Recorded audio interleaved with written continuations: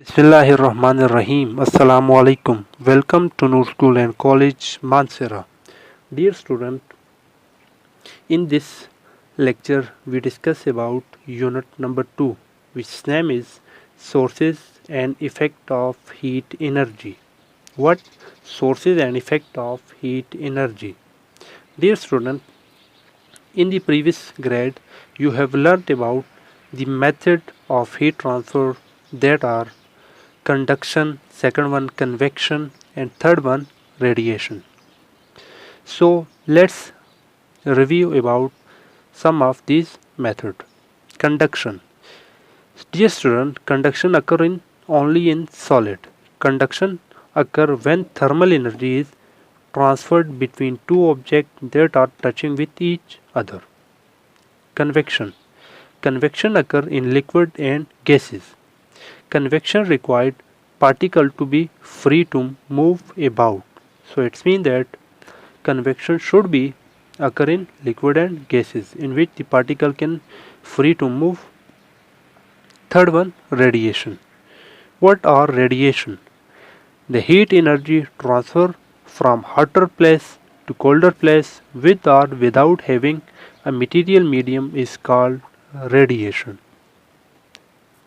This is all about some of the important review of main points which you have discussed in previous grade. Now in this lecture student we will discuss about the sources and effect of heat.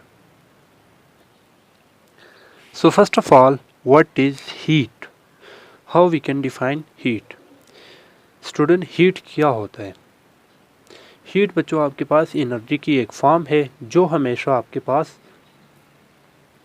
एक body से दूसरे body में transfer होती है उस वक्त तक जब तक के टेम्परेचर बराबर ना हो जाए. अगर हम दूसरे अल्फाज में इसको डिफ़ाइन करें तो हीट हमारे पास एनर्जी की एक फॉर्म है जो एक बॉडी से दूसरी बॉडी में ट्रांसफ़र होती है due to temperature difference. For example मेरे पास एक हॉट ऑब्जेक्ट है और एक कोल्ड है. वो हीट मेरे पास ट्रांसफ़र हॉट से कोल्ड बॉडी की तरफ ट्रांसफ़र होगी. So we can define heat. Heat is a form of energy. It is transferred from one body to another due to difference in temperature. जहाँ भी डिफरेंस का temperature होगा वहाँ पर एक्चुअली आपके पास हीट की ट्रांसफ़र होगी. अब आते हैं हीट के यूनिट्स क्या होते हैं, हीट को कैसे हम मेजर करते हैं. जो हमारे पास सिस्टम इंटरनेशनल यूनिट हीट के बारे में है वो है हमारे पास बच्चों जूल. क्या है? Joule is the system international unit of heat. Heat को मेजर करने के लिए जो सिस्टम इंटरनेशनल यूनिट हमारे पास है उसको हम कहते हैं जूल. एक जूल हमारे पास 1 न्यूटन मीटर के बराबर होता है. 1 न्यूटन मीटर क्या होता है आप 9th क्लास के अंदर डिटेल से पढ़ लेंगे. न्यूटन क्या होता है, मीटर क्या होता है, इसके बारे में एक्चुअली आप पढ़ लेंगे. इस लेवल पर आपको नहीं बताना कि न्यूटन मीटर क्या होते हैं. जस्ट आपने ये याद रखने कि 1 joule is equal to newton metre and newton metre 1 newton metre is equal to 1 kilogram metre square inverse square या 1 kilogram metre square divide by second square. तो ये फार्मूला आपने याद रखना है. 1 जूल 1 न्यूटन मीटर के बराबर होते हैं. 1 newton metre 1 kilogram metre square और सेकंड स्क्वायर के बराबर होता है. तो क्लियर होगी ये बात. ये आपके पास पहला यूनिट. सेकंड यूनिट हमारे पास हीट की जो आ जाती है उसको हम कहते हैं calorie. Calorie is the another unit of heat. हम हीट को कैलोरी में भी हम मेजर करते हैं. अब कैलोरी क्या होता है इसको डिफाइन करते हैं. 1 calorie is the heat required to raise the temperature of 1 gram water by 1 degree. अगर आपके पास 1 ग्राम वाटर हो और उसका टेम्परेचर 1 डिग्री सेंटीग्रेड बढ़ाना हो तो उस पर जो हीट लगेगी उसको हम कहेंगे 1 कैलोरी. क्लियर होगी. 1 calorie is defined as the heat required to raise the temperature of 1 gram water by 1 degree centigrade. We can convert calorie into joules. We say that 1 calorie is equal to 4.81 joule. एक calorie में 4.81 joules होते हैं. तो आप इस फार्मूले से easily आप इसको कन्वर्ट कर सकते हैं जूल से कैलोरी में और कैलोरी से जूल्स में। So first of all we define heat. Second, unit of heat. What is heat? Heat is a form of energy which is transferred from one body to another due to difference in temperature. Second, there are two units. First one is System International unit is joules. Second one is calorie. 1 calorie is equal to 4.1 joules. Third, sources of heat. Now come to the sources of heat. Heat की क्या क्या sources हो सकती हैं? तो बच्चों अगर हम बात करें सोर्सेज की तो हमारे पास सबसे पहले आ जाते हैं सोर्सेज में sun is the main source of heat. जो सन है हमारे पास ये हमारी दुनिया में actually main source of heat है। इस यूनिवर्स में मेन हीट ऑफ सोर्स क्या है? सन है। सेकंड नंबर पर in our daily life we get energy from burning of food, fossil fuel like coal, natural gas, oil etcetera. हम रोज़मर्रा की ज़िंदगी में एनर्जी या तो लकड़ी को जलाकर हासिल करते हैं या फॉसिल फ्यूल को जलाकर हासिल करते हैं। फॉसिल फ्यूल में हमारे पास कोयल आ जाते हैं, नेचुरल गैस आ जाती है और ऑयल वगैरह आ जाता है। तो स्टूडेंट ये थी हमारे पास दूसरी सोर्स। थर्ड हीट की अगर हम बात करें तो थर्ड हीट के जो है वो हमारे पास आ जाती है ड्यू टू फ्रिक्शन। हीट जो आपके पास प्रोड्यूस हो सकती है बाय फ्रिक्शन। लेट सपोज आप दो किसी भी चीज़ों को अपोजिटली दो किसी भी बॉडीज़ को रब करते हैं, रगड़ते हैं, तो इससे भी आपके पास क्या हो जाता है? फ्रिक्शनल की मदद से क्या प्रोड्यूस हो जाता है? हीट प्रोड्यूस हो जाती है। सिमिलरली अगर हम सर्दियों के अंदर हम मोस्टली ये करते हैं कि हम अपने हाथों को रब करते हैं जिसकी वजह से हमारे पास हीट प्रोड्यूस हो जाती है। इससे अलावा पुराने दौर में क्या होता था? पुराने दौर में हम आग जलाने के लिए क्या करते हैं? दो स्टोन्स वगैरह को एक दूसरे में रगड़ते थे जिससे आपके पास चिंगारी सी प्रोड्यूस हो जाती थी जिससे हम आग वगैरह जलाने के लिए यूज़ करते थे। सो इसीलिए हम कहते हैं heat can be produce by friction. Heat can be produce by friction whenever two bodies are rubbed against each other, heat is produced. In ancient time, this method was used for production of heat by rubbing flintstone. Similarly, when you rub your hand, you will feel them warm. Is that clear? Now come to the fourth point. Electricity. बिजली भी हमारे पास heat को produce करने का एक source है।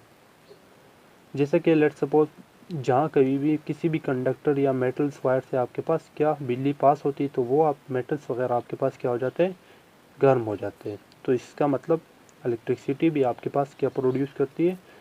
Heat produce करती है।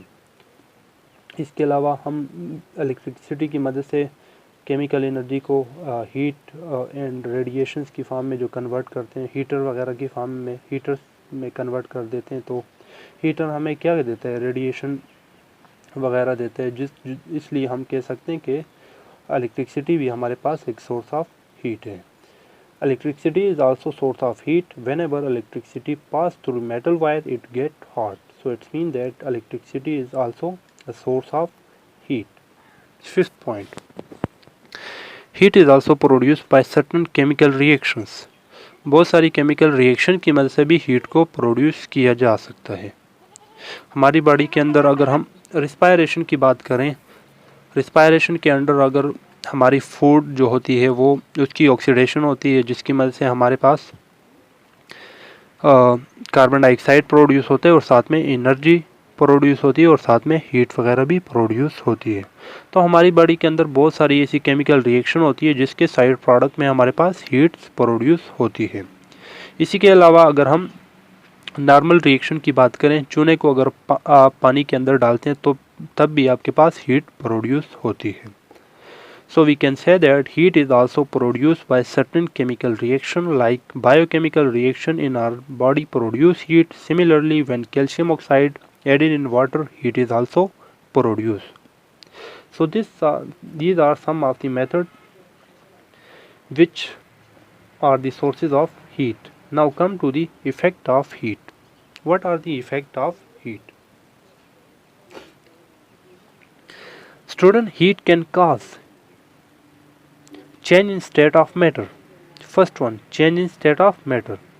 हीट की वजह से किसी भी मैटर की हालत में तब्दीली आ सकती है। फॉर एग्जांपल, आप पानी को गर्म करते हैं तो आपके पास वेपर फेज के अंदर कन्वर्ट हो जाते हैं। इसी तरह अगर आप उस हीट को कम कर लें, उस वाटर की हीट को कम कर लें तो उससे हीट कम्प्लीटली निकाल दें तो आपके पास बर्फ़ की शक्ल में कन्वर्ट हो सकता है। So we can say that it can change in the state of matter. Second one, chemical changes. Chemical के अंदर चेंजेस हो सकती हैं। लेट्स सपोज आपने बहुत सारी ऐसी केमिकल रिएक्शन होंगी जिसमें आप वन रिएक्टेंट लेते हैं, उसको हीट करते हैं, इससे आपके पास दो प्रोडक्ट वगैरह आ जाते हैं जिसको हम डिकम्पोजिशन रिएक्शन कहते थे। सो ऑल डिकम्पोजिशन रिएक्शंस किसकी मदद से होती है? आपके पास हीट की मदद से होती है। तो आप किसी भी केमिकल के अंदर चेंजेस प्रोड्यूस कर सकते हैं with the help of heat. Is that clear? We can change in any chemical with the help of heat. Third one, expansion of solid, liquid and gases. Expansion कहते हैं फैलाव, expand हो जाना। Heat की मदद से सॉलिड हो गए, लिक्विड हो गए और गैस हो गए, ये आपके पास एक्सपेंड हो जाते हैं। Is that clear? Fourth point, an increase in temperature. Heat की मदद से आपके पास कोई भी ऑब्जेक्ट जो होता है आपके पास, वो क्या हो जाता है? उनका टेम्परेचर क्या हो जाते हैं? इंक्रीज़ हो जाते हैं। फॉर एग्जांपल, एक लोहे रॉड को मैं गर्म करता हूँ, आग के ऊपर गर्म करता हूँ, हीट की मदद से वो क्या हो जाते हैं? गर्म हो जाते हैं, तो उसका टेम्परेचर भी क्या हो जाता है? इंक्रीज़ हो जाता है। Similarly, when rain waves in sea are produced due to increase in temperature. हवा, बारिश और वेव्स समंदर के अंदर प्रोड्यूस होते हैं due to increase in temperature. समंदर का टेम्परेचर ज़्यादा होने की वजह से वहाँ पर विंड, रेन और वेव्स प्रोड्यूस हो जाती हैं। और ये टेम्परेचर किसकी मदद से इंक्रीज होते हैं? Temperature increase due to effect of heat. I think it is also clear. These are very simple points. Now come to the next topic, that are thermal expansion and contraction. What thermal expansion and contraction? Dear student, as we discussed that solid, liquid and gases are expand on heating. जितने भी solid होते हैं, liquid होते हैं या gases होते हैं, इनको अगर आप हीट करेंगे तो वो आपके पास क्या हो जाते हैं? एक्सपेंड हो जाते हैं, अपने नॉर्मल साइज से बढ़ जाते हैं। इसको हम क्या कहते हैं? एक्सपेंशन कहते हैं। और this is called thermal expansion. इसको हम कहते हैं थर्मल एक्सपेंशन। थर्मल क्यों कहते हैं? Thermal, the word thermal is used for heat and this phenomena occur due to heat, so that's why it is called thermal expansion. Heat की मदद से सॉलिड, लिक्विड और गैस का एक्सपेंड हो जाना क्या कहलाते हैं? Thermal expansion. Similarly, when they cool down they contract. Let's suppose आप किसी भी गर्म सॉलिड हो, लिक्विड हो या गैस हो, उसको कूल डाउन कर लें, इससे आप हीट को एलिमिनेट कर दें, तो आपके पास क्या हो जाएंगे? कॉन्ट्रैक्ट हो जाएगा, वो चीज़ सिकुड़ जाएगी, वॉल्यूम उसका कम हो जाएगा।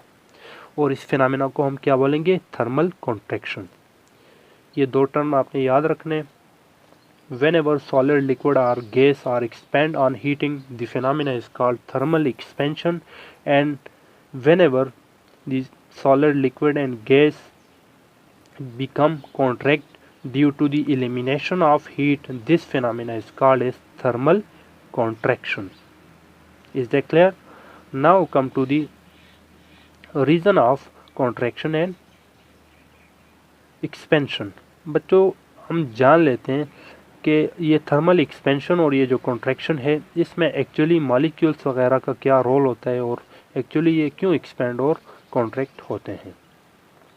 डियर स्टूडेंट, जैसा कि हमें पता है, मॉलिक्यूल्स जो होते हैं वो आपके पास कांस्टेंट इन मोशंस में होते हैं। अगर हम सॉलिड की बात करें तो सॉलिड के जो मॉलिक्यूल्स होते हैं अपनी ही पोजीशन पर वाइब्रेशन करते हैं, क्योंकि वो कॉम्पैक्ट होते हैं, क्लोज कॉम्पैक्ट फॉर्म में होते हैं, वो फ्रीली मूव नहीं कर सकते, इसलिए वो अपनी पोजीशन पर क्या करते हैं, वाइब्रेशन करते हैं, जबकि लिक्विड के मॉलिक्यूल जो होते हैं वो मोशन कर सकते हैं और गैस के मॉलिक्यूल तो कम्प्लीटली फ्री होते हैं और वो फ्रीली मूव कर सकते हैं। हम कह सकते हैं कि ये दो आपके पास मूव करते हैं, जबकि थर्ड वन सॉलिड आपके पास वाइब्रेशन करते हैं। कलेक्टिवली अगर हम बात करें तो we know that molecule are on constant in motion. Collectively अगर हम इनके लिए वर्ड यूज़ करें तो हम ये कह सकते हैं कि जितने भी आपके पास सॉलिड, लिक्विड और गैसेज होती हैं वो आपके पास मोशंस में होती हैं। अब इन मोशन वाले पार्टिकल्स को अगर आप हीट करेंगे तो क्या होगा? When they are heated, the moment of molecule increases and the distance between molecule are larger. जब आप सॉलिड को या लिक्विड हो या गैस हो, इनको आप हीट करेंगे तो हीटिंग से इनके मॉलिक्यूल्स जो हैं उनकी मोशन या उनकी मूवमेंट जो है वो आपके पास इंक्रीज हो जाएगी। कैसे? मैं आपको रीज़न देता हूँ। फॉर एग्जांपल लिक्विड है या गैसेस है, इनके मॉलिक्यूल्स के बीच में आपके पास कुछ अट्रैक्टिव फोर्सेस होती हैं। मॉलिक्यूल और मॉलिक्यूल के बीच में स्मॉल वीक सी फोर्सेस होती हैं। जब आप इनको हीट करेंगे तो आपके पास वो फोर्स ख़त्म हो जाएगी जो इनको बांधे रखा हुआ है। वो फोर्स जब ख़त्म होगी तो उनकी जो वाइब्रेशन है या उनकी जो आपके पास मूवमेंट है वो इंक्रीज हो जाएगी। इसी तरह अगर हम सॉलिड को गर्म करते हैं तो सॉलिड में जैसे ही मैं किसी पर्टिकुलर मॉलिक्यूल्स को गर्म करता हूँ तो वो वाइब्रेशन स्टार्ट करते हैं और वाइब्रेशन स्टार्ट करने की वजह से उसकी जो वाइब्रेशन होती है वो तेज़ हो जाती है। शुरू में भी थी लेकिन हीट करने से उनकी वाइब्रेशन क्या हो जाती है, इंक्रीज हो जाती है। सो मैं कह सकता हूँ when we are heating the molecules of solid, liquid और gas, the movement of molecule increases and the distance between molecule are larger. जब आपके पास मॉलिक्यूल के बीच में अट्रैक्टिव फोर्स ख़त्म हो जाएंगी तो मॉलिक्यूल्स फ्रीली मूव कर सकेंगे, उनकी मूवमेंट ज़्यादा हो जाएगी और मूवमेंट ज़्यादा होने की वजह से उनके बीच में डिस्टेंस जो है वो भी लार्जर हो जाएगा। बात समझ में आ रही है? फिर से बता देता हूँ। पहले पॉइंट में हमने कहा कि मॉलिक्यूल हमेशा मोशन में होते हैं। सॉलिड हो, लिक्विड हो या गैस हो, आपके पास इनके मॉलिक्यूल मोशन में होते हैं। सेकंड बात, जब कभी भी आप इनको हीट करेंगे तो हीट की वजह से उनके मॉलिक्यूल्स के बीच में अट्रैक्टिव फोर्स ख़त्म हो जाएगी, जिसकी मदद से उनकी मोशन या उनकी मूवमेंट इंक्रीज हो जाएगी और उनके बीच में डिस्टेंस जो है वो भी लार्जर हो जाएगा। जब डिस्टेंस लार्जर हो जाएगा तो आपके पास थर्मल एक्सपेंशन हो जाएगी, वो चीज़ आपके पास एक्सपेंड हो जाएगी। Is that clear? When solid, liquid and gases are heated, the movement of molecules increases and the distance between molecules are larger, which cause thermal expansion. Similarly, when they are cooled, अगर आप इनको cool करेंगे तो distance जो molecule के बीच में है, cool करने से एक्चुअली आपके पास होता क्या है कि इनकी मोशन को आप रिस्ट्रिक्ट कर रहे हैं, कम कर रहे हैं, इनकी मोशन को स्लो डाउन कर रहे हैं। जब इनकी मोशन को आप स्लो डाउन करेंगे तब आपके पास वो एक दूसरे के पास आना शुरू हो जाएंगे। जब वो क्लोज होना शुरू हो जाएंगे तो आपके पास वो चीज़ या वो कोई भी जो चीज़ है वो आपके पास कॉन्ट्रैक्ट होना शुरू हो जाएगी। So whenever you are cooled any body, the distance between molecules are small. As a result, they contracted. So note this point. This is very important and conceptual point. Why thermal expansion occur and why thermal contraction occur? So the simple reason is we know that molecules are in constant in motions. When they are heated, the movement of molecule increases and the distance between molecules become larger, which cause thermal expansion. Similarly, when they are cooled, the distance between molecules are smaller. As a result, they become contracted. So this is, student, why thermal expansion and contraction occur. I hope you will understand this concept. Now, student, come to the main points of today's lecture. Dear student, आज के lecture के हमारे पास जो main points आ जाते हैं वो है हमारे पास What is heat and its unit? Dear student, heat is a form of energy which is transferred from one body to another due to difference in temperature. The SI System International unit of heat is joule. 1 joule is equal to 1 Newton meter and 1 Newton meter is equal to 1 kilogram meter square second square. Calorie is another unit of heat. 1 calorie is the heat required to raise the temperature of 1 gram of water by 1 degree centigrade. 1 calorie is equal to 4.81 joules. Third main point, effect of heat. Sun is the sources of heat. Second main point, sources of heat. Sun is the main source of heat. In our daily life, we get heat from burning of wood and fossil fuel, that is oil, gas and coal. Heat can be produced by friction. Whenever two bodies are rubbed each other, heat is produced. Like when we rub our hand, you will feel them warm. Electricity is also the source of heat. Fifth point, heat is also produced by certain chemical reaction, like when calcium oxide is added into water, heat is produced. And some of the chemical reaction in our body produce heat. Third main point, effect of heat. Heat can cause change in state of matter, chemical change, expansion in solid, liquid and gases.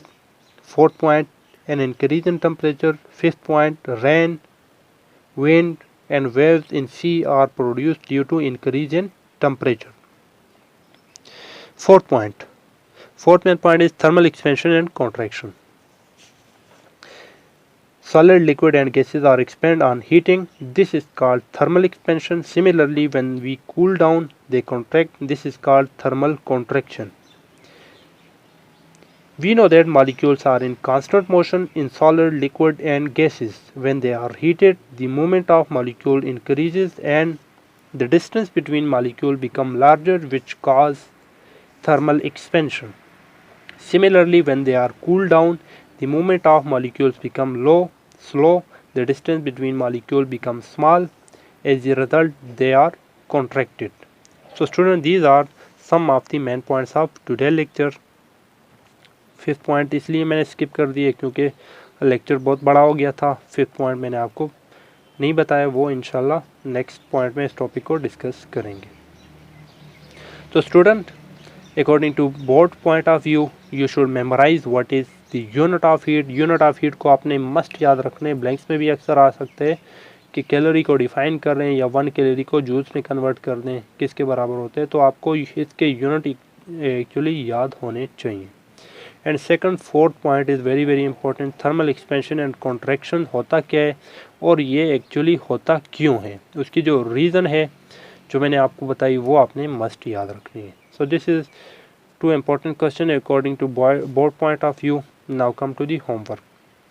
Your homework is, dear student, what is heat या define heat, what unit are used for its measurement. इसके unit कौन कौन से होते हैं measure करने के लिए. Second, thermal expansion of solid with the help of an activity. Solid किस तरह थर्मल एक्सपेंशन करते हैं, इसको आपने एक्टिविटी वगैरह की मदद से एक्सप्लेन करना है. तो this is all about your homework. I hope all the main points of lecture, homework and each and every point is clear now. So student, एक बात और कि जो आपको सेकंड टर्म का होमवर्क मिला है उनको आपने नीट कॉपी के ऊपर लिखना था और उसको सबमिट करवाना था स्कूल के अंदर ही. और इसके अलावा ऑनलाइन जितना भी आपको होमवर्क मिलता है उसको आप रफ शीट्स वगैरह के ऊपर करके सबमिट करवा सकते हैं. तो I hope it is clear now. Take care. अल्लाह हाफिज़.